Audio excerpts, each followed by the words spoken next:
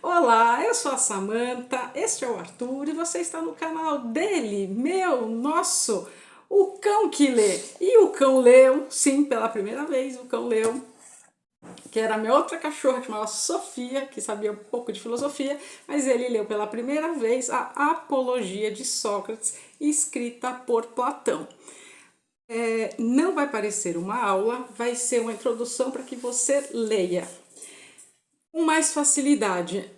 Não é um texto difícil e tem muito a ver com o que a gente está fazendo nos dias de hoje. Por isso eu passei o olho na minha prateleira e falei, gente, seria interessante trazer este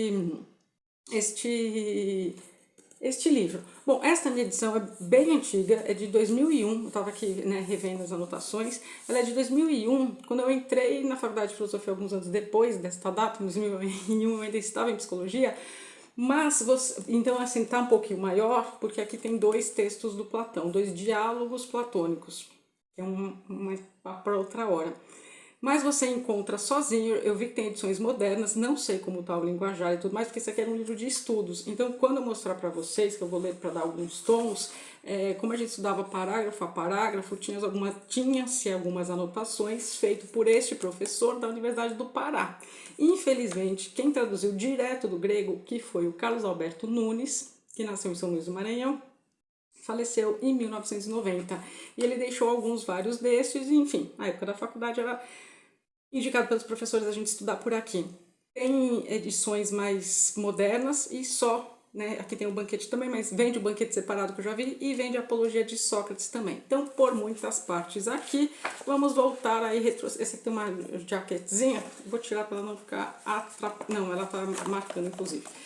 Bom, vamos ao Sócrates, que lá em 2000 bolinha, quando eu estava na faculdade, não raro, as pessoas pensavam, né? Quem era totalmente leigo, pensava se era o Sócrates, jogador de futebol do Corinthians, irmão do Raí. Não, nada a ver. Hoje em dia, nem sei o que pensam, o que sabem, enfim. Mas tá aqui a foto escultura, tem um quadro bem famoso de Sócrates, deste julgamento, que é essa história que eu vou contar para vocês agora. Mas para contar por que o julgamento, por que ele morre, do que ele é acusado e qual a importância dele para a filosofia, que é muita, eu pensei em só pontuar algumas coisinhas para não ficar tão deslocado sem sentido. Vou dar o tom sim de como é escrita, uma escrita polida, não vou mentir para vocês. Os nomes é a parte mais chatinha, mas vamos aqui por partes. Quem foi Sócrates? Aí você vai falar, por que você está falando de Sócrates e não está falando de Platão? Porque Sócrates, a gente já começando, nunca escreveu nada em vida. Quem escreve é Platão e foi discípulo dele. E aqui eu gosto só de deixar bem claro. Então a gente tem Sócrates primeiro, Platão é um dos discípulos e um dos discípulos de Platão é o Aristóteles. Então é nessa sequência, Sócrates, Platão, Aristóteles.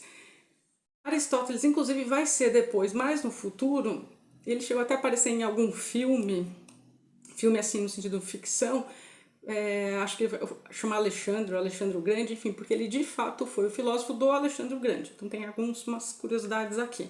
Mas tá, deixando isso de lado. Então, Apologia de Sócrates, vamos lá. Quando que Sócrates nasce? Sócrates nasce, vamos lá, olha quantos anos a gente vai voltar, né?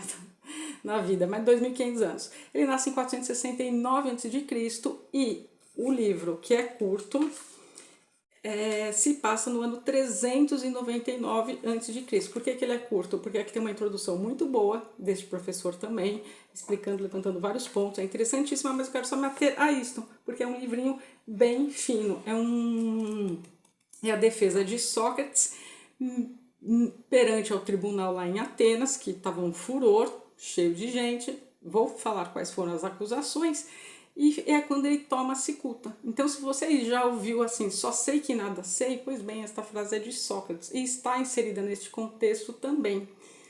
E ele não era arrogante, era um homem bem simples, tanto nas vestes quanto como se colocar. E aos 70 anos ele é julgado, condenado, não se recusa a tomar a cicuta, muito pelo contrário, vou chegar lá, mas deixa eu só pontuar essas coisas que são interessantes para você saber.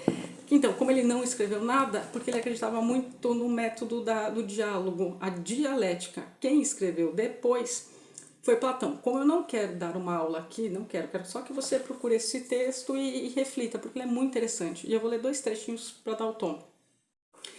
Quando por ele acreditar na dialética, era o método socrático, a conversa, que é dividido em 4 etapas, essa conversa. Então, vamos lá, o que Platão fazia? Platão foi discípulo dele, depois Platão fez academia platônica, academia como a gente conhece em termos de universidade, por aí vai. Mas até então ele era um discípulo, um dos. Teve vários, como eu mencionei, até Aristófanes também que escreveu, enfim. Mas Sócrates não escreveu nada. Então ele nasce lá em Atenas, é um cidadão ateniense, ele é filho de um escultor e de uma mãe que era parteira, e atente para essa informação, porque o fato dela ser parteira tem muito a ver com este método dele, que é conhecido como a maiêutica, mas a maiêutica é a 4ª etapa do método socrático.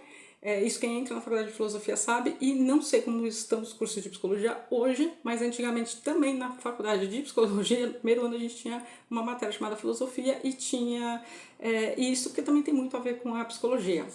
A saber, filosofia é amor à sabedoria / verdade, é a busca do conhecimento do que é verdade, neste sentido, e a psicologia durante muito tempo foi tida como um braço da filosofia, mas depois a gente entende ela como filha da filosofia, né? Bom, tá, já falei muito disso. Aí você vai falar, então o que Sócrates fazia? Ficava zanzando ali por Atenas, mais ou menos, mas ele participou ainda da Guerra do Peloponeso, ele fez muitas coisas, mas de forma geral, de modo geral, ele sim ficava zanzando lá na Ágora. Ágora é o que era o mercado, o que era a praça, andando, zanzando, convidando as pessoas, de certo modo, a pensarem. Em linhas bem gerais é isso. Você fala, tá, você falou do método socrático. Falei, dividido em 4 etapas, 4 partes. A primeira chama exortação. Ele parava a pessoa na rua, jovens, idosos, pessoas, e fazia um convite a um debate de qualquer ideia que a pessoa quisesse conversar. E aí, quando a pessoa aceitasse o convite, tá bom, quero conversar com você sobre o assunto X. A pessoa aceitou o convite, ele ia para a segunda parte, que era a indagação. Ele questionava a pessoa para saber o que ela sabia a respeito daquele tema. Saber ver o que a pessoa sabe, quais são as ideias, o que ela pensa acerca disso. Aí a gente vem para a terceira etapa, que é chamada de ironia. Mas não pensem que ele tinha um sarro não da cara da outra pessoa. Não, essa ironia é a busca de contradições na própria ideia do indivíduo. E aí, quando ele levasse o indivíduo a se questionar, a se indagasse, pergunta vem, em busca desse conhecimento, aí sim a gente tem esta 4ª etapa, que é a maiêutica. Que maiêutica nada mais é, nada menos do que ao pé da letra, dar à luz. É hora do parto, que aí a gente faz a referência a quem? A mãe dele, que era uma parteira. E este dar à luz é dar à luz a quê? Ao indivíduo que foi convidado a participar desta dialética, né, do diálogo, que era o que o Sócrates acreditava, é que eu fico lendo aqui, aí, né, o que o Sócrates acreditava, aí o indivíduo começa a ter o próprio conhecimento do assunto, porque aí ele para e se pega se pensando acerca daquilo que ele estava falando e, pera, então eu não sei. Então este só sei que nada sei é a busca da verdade, porque a verdade ela nunca é absoluta. Aí aqui a gente tem algumas coisas importantes para falar, antes da gente entrar no que foi esta apologia e por que ele foi condenado e teve que tomar um cálice de cicuta e morreu ali, né? Mas ele não se recusou a tomar, não. Poderia, já vou contar aqui agora. Pois bem, e aí, o que a gente tem, né? A gente tem um homem que foi divisor de águas, né? Assim, a gente está falando de 399 a.C., a gente está falando de 2024, olha aí quantos anos, a gente está, né, quase 3.000 anos atrás na história, de alguém que sim, morreu pela verdade, pela sua verdade, pelo o que ele acreditava, e o que ele acreditava está tão em alta, que a gente trocando vai a dificuldade aqui desta edição, pelo menos no português mais coloquial, não sei como estão as outras edições, um homem honrado, um homem que acreditava em virtude e que a virtude por si eram valores que, para você ter virtude, você não pode ser ignorante. E o que é ser ignorante? É não ter conhecimento das coisas, não ir em busca da verdade. E para você ir em busca da verdade, você precisa se conhecer.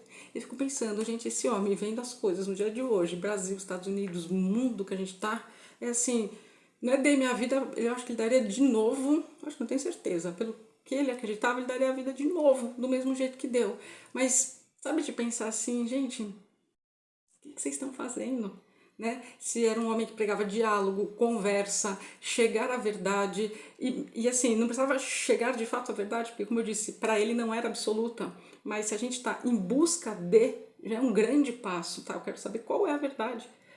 Então assim, eu fico me questionando, né, quando eu mencionei aqui a questão da ironia, quando ele se coloca pra gente pensar, né, as contradições, olha hoje em dia como as coisas estão. Bom, enfim, eu e meus pensamentos tangenciais que fico tentando fazer correlatos. Mas é porque não adianta só ler. É o que eu bato na tecla, é um canal literário, por isso que eu não quero que seja um tom de aula, eu quero mais que você procure esse texto e leia, que é um texto curto, e geralmente ele está a preços acessíveis, para a gente trazer este conhecimento à tona de novo. Anteontem, eu coloquei aqui a Psicologia das Multidões, do Gustavo Le Bon, que a gente está falando disso há um século atrás. E essa questão de multidão, das pessoas não pensarem, né? Enfim, e foi o fato justamente dele pensar e incitar os outros a pensarem por si próprios que levou ele a ser julgado. Olha só você.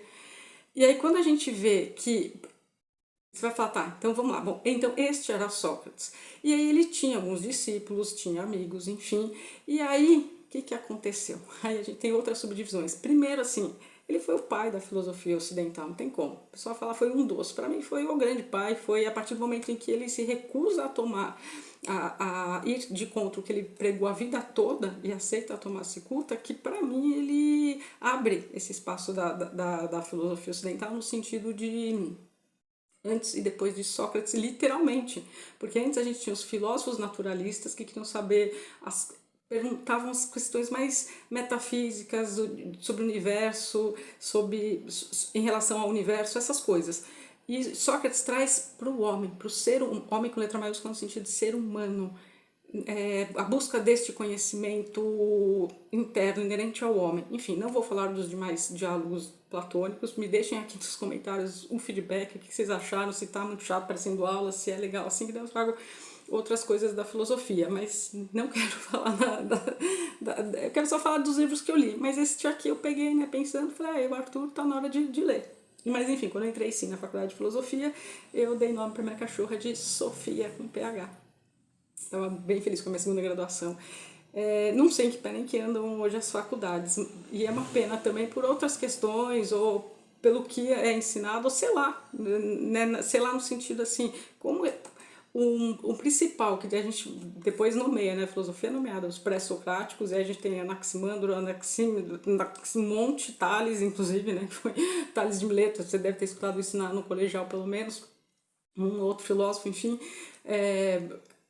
que até a questão dele era com a água, e a gente vai tendo outras questões, outras divergências, enfim, né, no pensamento, mas ele pontuou depois, por isso, depois dele a gente tem de grande expoente o Platão e depois o Aristóteles, como eu mencionei, mas tem muitos outros, tá, gente? Pelo amor de Deus, é só assim, uma intro para você sentir o gostinho e falar, quero ler esta apologia de Sócrates. Pois bem, nessas andanças lá pela Ágora, conversa com um, conversa com o outro, conversa com o jovem, conversa com mais, o pessoal começou a não gostar muito, até porque a gente tem os sofistas, que é uma outra classe de filósofos. Eu falo, meu Deus, quanta coisa.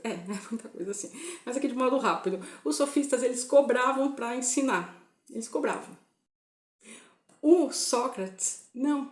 Sócrates fazia isso de graça. Você falava, nossa, era um bom vivão, não fazia nada da vida. Mais ou menos, como eu disse, ele participou de guerra, ele quase foi ser escultor também, participou de algumas várias guerras, ele era um homem simples, gente, ele andava descalço, ele andava só com uma, tipo, toga, assim, simples. O pessoal falava que ele era muito resistente ao frio, na guerra do Peloponeso também, ele foi ok, mas o lance dele era aqui, né, então ele era um homem que contemplava muitas coisas. Você vai falar, então, porque ele não era nem rico nem pobre, nem um nem outro mesmo. E ele casou, tá, gente? Ele casou e teve filhos também. Casou por 2 vezes. Casou uma vez, né? E depois teve filho com outra mulher. Ah, não, agora não vou lembrar o nome dos filhos. Ia pedir muito. Mas, quando o pai dele morre, ele deixa uma grana para o filho, tipo a herança. E como o Sócrates era muito, muito simples, ele conseguiu viver com esse dinheiro. Então, não, ele não cobrava nada para ninguém. Nada, nada. Diferente dos sofistas. Então, a gente já tem aqui os sofistas com o pé atrás de por que está fazendo isso, está tirando o nosso trabalho, como assim? Tem os poetas, mas os poetas aqui, eles não são poetas entendidos como a gente entende hoje. Eles eram uma classe, assim, alta no sentido de importância. Então os poetas já torcem o nariz também para Sócrates. E quem? Os políticos. Porque a partir do momento que ele faz os jovens pensar, as pessoas pensarem, neste método socrático que eu acabei de explicar, é uma questão de, peraí, o que ele está fazendo? Porque aí, de repente, os jovens, pelo menos daquela época, ainda bem, começaram a questionar o sistema político, os políticos, a democracia, e assim, começou a ficar chato, né? Seu chatão, a gente não quer você aí falando essas coisas. Só que não foi exatamente assim. Aí a gente tem, para ser a cereja no bolo, para mim foi a cereja no bolo de onde começou a dar tudo errado, porque a vida desse homem estava em paz. Mas também, se não tivesse sido ele, o modo como ele morreu, a gente hoje não estaria falando dele, e ele não teria sido um marco para a filosofia. Mal ele sabia disso. Enfim, sempre quando eu falo só que eu falo isso, né? Não fosse como fosse o fim da vida dele, a gente desconheceria, até porque ele, como eu disse, repito, não escreveu nada. Pois bem, aí a gente tem um amigo dele, um amigo Quereonte, agora não vou lembrar de cor mesmo o nome, vai até um oráculo, a sacerdotisa dos Delfos, e pergunta numa boa, tipo, ela foi lá consultar o oráculo e tal, sacerdotisa, me fala, quem é o mais sábio dos sábios? E ela manda, o Sócrates. Sócrates não estava nem aí, nem sabendo, né, tava na boa, o amigo desce lá de onde ele foi e falou. Só que pra mim, com certeza, ele não falou só pro Sócrates, né? Foi aquela coisa, gente, já imagina aquela fucaiada, né? Imagina se tivesse rede social nos dias de hoje. Gente, eu fui lá em cima, vocês não vão acreditar. Sabe quem é o homem mais sábio dos sábios? O sábio dos sábios? É o Sócrates. Você vai pensar, ele gostou? Não. Como eu disse, ele era muito simples, arrogância zero. Um homem que buscava pela virtude mesmo. Você vê em todos os escritos de Platão sobre ele, fica muito claro. Enfim. Aí ele volta e isso daí é meio que espalhado. Então a gente tem. E ele duvidou disso. Tá? Ele duvidou, ele não é possível. Eu sei que eu não sei de muita coisa, então eu só sei que eu nada sei. Não é uma coisa espizinhando, não, é uma coisa assim. Quanto mais eu conheço, mais eu percebo que eu não conheço nada, que eu preciso ir em busca de mais conhecimento. Diferente dos sofistas, por exemplo, que tinham uma banca de óbitos. Eu vou te cobrar, então tem que parecer que eu sei, e não sabiam de nada. E aí, para espanto do Sócrates, foi essa busca que ele foi fazer. Quando ele recebe essa informação, ele vai atrás de quem ele achava mais sábio do que ele. Os políticos, os poetas, os sofistas, e ele começa a perceber que não são mais sábios que eles, e que aí, de fato, ele é mais sábio que esses. Mas não pensa que ele ficou, ué, aí eu sou bambambam. Não, não ficou assim. Ele ficou até incrédulo de como essas pessoas que eu achava que eram sábias não são. E aí, beleza, tava lá na dele. Um belo dia, andando lá pra frente, chegando no ano 399 a.C., tem gente que acha que foi lá para junho, mais ou menos. Isso é bem questionável, mas certamente neste ano a gente tem 3 acusadores lá no tribunal. A cidade, imagina aquela coisa que parou, né? Porque todo mundo conheceu Sócrates, e aí de repente, cadê que tá lá, né? Sendo julgado. Aí a gente tem 3 personagens muito importantes, que eu sempre olho minha colinha. Anito, Meleto, Licon, cada um fala de um jeito. Anito, Meleto, Licon. Esses 3 vão estar aqui presentes durante todo o julgamento. Aí você vai falar, Sócrates queria morrer? Não, não queria morrer, ele foi para fazer a defesa dele. E aí aqui eu já vou começar dando o tom do primeiro parágrafo desta defesa dele, né? Mostrei aqui para vocês, aí aqui começa. Então, vamos lá, falei aqui tudo que eu tinha para falar para vocês. Falei. Não falei o mais importante, tá bom, ele tá lá no tribunal, ele foi acusado de quê? Pasmem e durmam com essa. Ele foi acusado de corromper os jovens e de não cultivar cultuar os deuses. Então, basicamente, assim, como ele estava sendo um pária, então vamos acusar ele de corromper os jovens. E o que seria esse corromper os jovens? Fazer os jovens pensar. E o não cultuar os nossos deuses, ele questionava os deuses, as crenças, por assim dizer. Tanto que aqui começa por Zeus, então assim, acreditava, mas na verdade, se a gente for ver bem hoje, nem era Zeus, né? Assim, não tinha. Enfim, aí deixo aí para você pensar. Sigamos. Não quero que seja um vídeo curto. E aí, bom, aí começando assim, esse diálogo que o Platão que escreveu, tá, gente? Aí aqui o que esse professor fala aqui no começo, que não sabe o quanto disso foi verdade ou não, porque Platão ficou muito abalado. Verdade em que sentido? Ao pé da letra do como foi, porque parece que Sócrates chegou lá e aí as coisas foram se desenrolando. E Platão escreveu isso muito depois.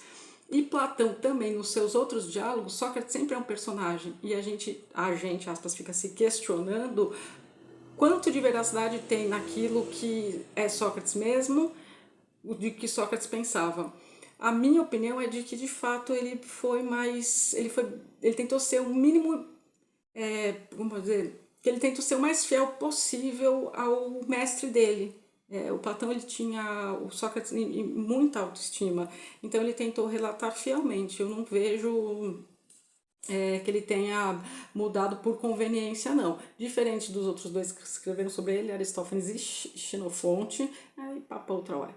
Aí aqui, então, a gente tem como foi essa sessão, é dividido aqui por algumas partes, ele vai respondendo essas acusações, e ele volta antes, que é o primeiro parágrafo que eu já vou ler para dar o tom, ele volta antes para debater justamente o que estão acusando ele.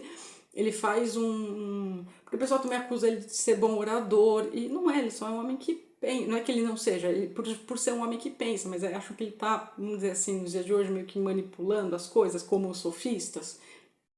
Então tem muita coisa nessas camadas. Mas aí, bom, chega o dia. Só que antes, também tem uma coisa que ele faz, você fala, tá, e ele corria o risco de ser sentenciado à morte? Sim, corria e ele sabia. Não só ele, como todos os amigos.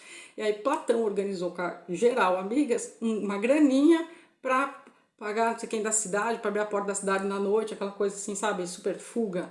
Tipo, vamos sair. E aí, vamos sair que daí você vai viver. Ele estava com 70 anos, mas não estava doente, não estava nada. Aí ele falou, o quê? Eu não quero sair. Sair fugido? Eu acredito nas coisas que eu estou falando, eu acredito no que eu faço, não foi nada de errado. Esta é a minha verdade, né? Minhas Gerais, não vou. E aí o povo, não, Sócrates, pensa direito, Platão, o quadro é bem emblemático, aqui não sei colocar aqui, mas enfim. Não sei, né? Eu ligo e já vou falando, mas nem sei o nome daquele quadro, mas ele é bem emblemático, ele tá com o cálice da cicuta, enfim, dá pra ver no Google, qualquer coisa assim. E aí ele meio que, tipo, não, galera, não vou aceitar, obrigada, esse é meu destino, eu vou lá me defender. Não é que, tipo, tô indo pra morte, eba, rua, é isso mesmo que eu quero. Não foi bem assim, não. Ele fez uma defesa, tentou até propor com esta própria grana pra mim, que arrecadaram pra, tipo, então eu pago a minha penitência que vocês estão me julgando com dinheiro. Não aceitaram, e aí é cicuta, então tá bom. Não ficou descabelado, vou morrer, não. O Platão queria, né, que tivesse fugido, mas tá. Ó, como uma atitude nossa, né? Ó, como uma ação, uma escolha muda toda uma história. Se ele tivesse aceitado, ele... Primeiro que ele ia ter que ir de contra tudo que ele fez na vida toda. Como você vai de contra aquilo que você acredita e que você está fazendo bem, que ele cultiva. Então, quando ele fala da ignorância, que a ignorância afasta o conhecimento, e que a virtude, inclusive, isso é importante, que a virtude, inclusive, ela tem, ela não é relativa, a virtude nunca é relativa, a virtude é absoluta. Então, o bem, a justiça, isso tem que estar certo. Como que ele ia negar tudo isso fugindo? Ele ia sair como fugitivo? É dar razão para quem estava acusando ele sem fundamento nenhum. Isso fica provado aqui nessas, são 50 páginas. Nesta medição começa na página 113 e vai até a página 145. Então são aqui 30 e pouquinhas páginas. Vamos lá. Então são essas as acusações: corrupção da juventude, dos jovens, e não adular os deuses, não acreditar, enfim. Aí começa ele. Sócrates falando: qual tenha sido, atenienses, a impressão que vós deixaram meus acusadores, não saberei dizê-lo. De minha parte, ouvindo-os, cheguei quase a esquecer-me de mim mesmo, tal foi o seu poder de persuasão. E contudo, por assim dizer, não empregaram uma só palavra verdadeira. Ele vai bater nessa tecla verdade o tempo inteiro. Aí, continua. Olha só, como ele começa, que oratória, né? Que advogado, aspas, nato dele mesmo. Mas em tão grande número de mentiras, uma particularmente me deixou estarrecido, que deveríeis ter cautela para eu não vos enganar, por ser muito hábil orador. O fato de não se envergonharem de receber imediato desmentido, quando lhes mostrasse que não sei absolutamente falar bem, é o que neles me afigurou o cúmulo da imprudência, a menos que chamem de orador eloquente quem só diz a verdade. Se é isso que querem significar, concordarei que também sou orador. Posto isso, aí começa toda a defesa dele. E aí a história vai. Não pensa que não vai, não. Ele vai, aí ele recebe a acusação, aí rebate, aí tem essa conversinha aqui toda, a conversinha, né? Lá no tribunal. Aí ele coloca várias coisas, deixa eu ver o que eu separei com vocês. Aí aqui que eu estava falando, né, que ó, tudo isso carece de base, como se dá também, com a afirmação que por certo já vou chegou aos ouvidos de que eu procuro ensinar os outros e receber dinheiro em pagamento, o que não é verdade. Como eu disse, quem recebe são sofistas, ele nunca diz. Então os sofistas foram lá também para difamá-lo, quer dizer, tá todo mundo falando mentira e ele tá seguindo a própria verdade, quer dizer, é um homem assim, virtuoso, como ele pregou a vida toda. Aí alguém, né, aí ele mesmo vai, né? Talvez me objete algum dos circunstantes. Mas afinal, Sócrates, qual é a tua ocupação? De onde se originam as acusações que formulam contra ti? Alegas que nada fazes de mal, porém é evidente que não falariam de ti, nem terias a fama que alcançaste se nada tivesse feito diferente dos demais. Pois é, mas os outros não incitavam os outros a pensarem. Então assim, ele fez coisa diferente dos outros? Fez os cidadãos. Porque daí a gente está falando de Atenas dessa época, né? Vamos lembrar quem que é cidadão. Homem maior de 25, nascido na cidade, mulher não é, estrangeiro não é, tem essas questões também, mas né, vamos situar no período histórico. Então tem isso. Aí eu espero que só para vocês sentirem o tom, porque não tem nem muito o que ler, porque eu quero que você leia como que foi a defesa dele. Ó, aí solta assim, avulso, ó. Em verdade, nenhum de nós conheça nada belo e bom, mas esses indivíduos, sem saber nada, imagina que sabe, ao passo que eu, Sócrates, sem saber de fato coisa alguma, não presumo saber algo. Então, assim, a defesa dele é clara do começo ao fim, corroborando com a vida que ele levou e que o que ele faz, ele não estava mentindo em hora nenhuma. Ele ficou para morrer com injustiça. E aquele foi injustiçado o tempo todo. É por isso que a apologia apologia em defesa de, né, é algo que você defende, enfim.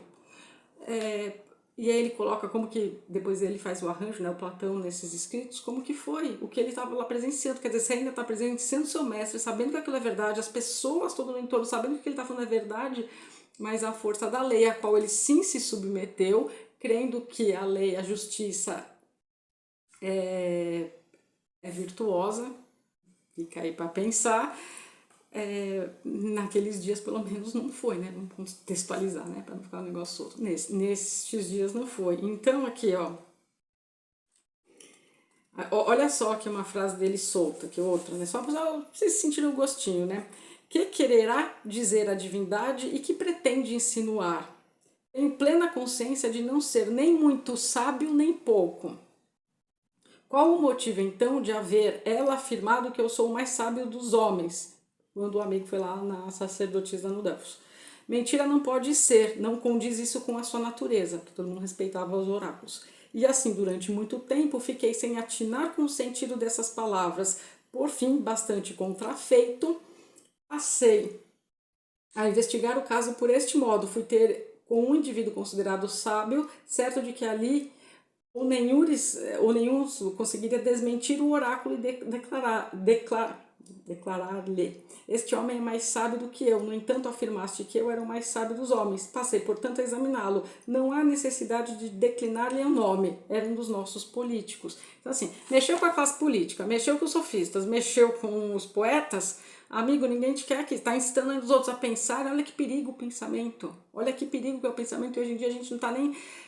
Eu não gosto de falar gente, porque daí inclui muita gente, e aí eu só falo por mim, mas quando eu observo e vejo as pessoas só repassando, eu fico imaginando o que ele ia pensar desse repasse de informação sem nem ninguém checar a veracidade. Não é censura, gente, eu sou contra, que já falei e falo em todos os vídeos, mas a partir do momento em que você sequer se dá o trabalho de averiguar, ou se o que é de fato verdade, uma verdade absoluta, que está todo mundo vendo, pegar o caso aí recente do que aconteceu com o candidato, com o Trump, suposto, quando eu li aquilo eu falei, como assim suposto, como assim caiu do palco, não, sabe, a verdade nua e crua, independente do que, olha, ele sofreu um atentado, ponto, não foi o que aconteceu? Foi. E essa coisa de manipular, e estavam achando que o único homem sábio dos sábios, mas eu não vou ficar enaltecendo isso porque ele não o faria, mas o homem que estava pregando as pessoas pensarem, a ir em busca da verdade, e para chegar à verdade, né, esse em busca era preciso um autoconhecimento, quer dizer, você tem que se conhecer para você ir sempre em busca da verdade, porque ela não é absoluta. E hoje em dia esse repasse todo de informações, então sim, Platão está muito atual. Enfim, aí continua nessa pegada, aí eu vou ler a parte final, mas assim, que para mim é uma das partes mais bonitas. Eu separei outro pra ler, mas aí vai ficar muito longo esse vídeo, não quero. Gente, trecho final, que eu vou ler este trechinho, que é quando acaba e tem de novo uma fotinha. Vou ler aqui esse pedacinho, que é como ele encerra. Aí a gente tem, ó, depois que a sentença é proferida, que ele vai ter que tomar cicuta. O Arthur pulou antes de começar aqui. Que ele vai ter que tomar cicuta e que ele não se recusa, e que daí, né, já acabou todas as chances dele de pagar em dinheiro e viver uma vida honrada, não fugido da cidade, não podendo mais fazer o que ele fazia. Aí ele coloca: e contudo, olhando para o pessoal lá do júri, só lhes peço uma coisa: quando meus filhos crescerem, senhores, castigai-os e importunai-os como eu vos importunei. Sempre que os virdes mais preocupados com riquezas ou com seja o que for do que com a virtude, e no caso de imaginarem ser alguma coisa, não sendo de fato coisa alguma, repreendei-os como vos repreendi, por não cuidarem do que devem e pensarem que tem algum valor quando realmente nada valem. Se assim fizerdes, ter-me-eis tratado com justiça, a mim e a meus filhos.